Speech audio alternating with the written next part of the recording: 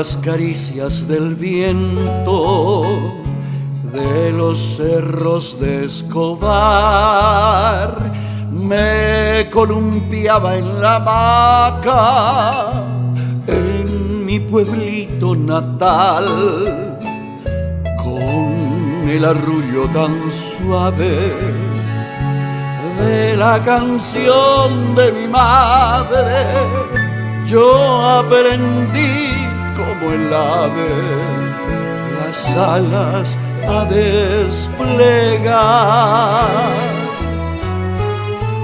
Por mares he navegado, crucé diversas fronteras, amé y también fui amado, pesar y alegría sentí.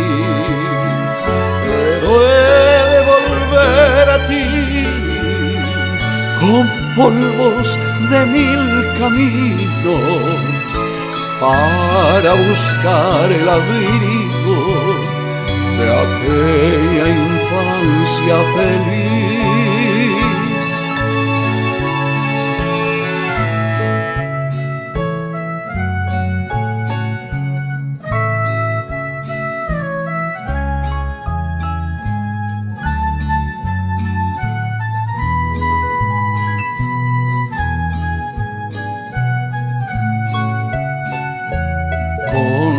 El arrullo tan suave de la canción de mi madre, yo aprendí como el ave las alas a desplegar.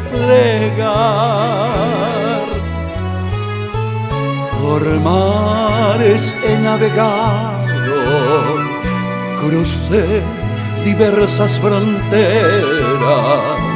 amé y también fui amado, pesar y alegría sentí. Pero he de volver a ti con polvos de mil caminos para buscar el abrigo de aquella infancia.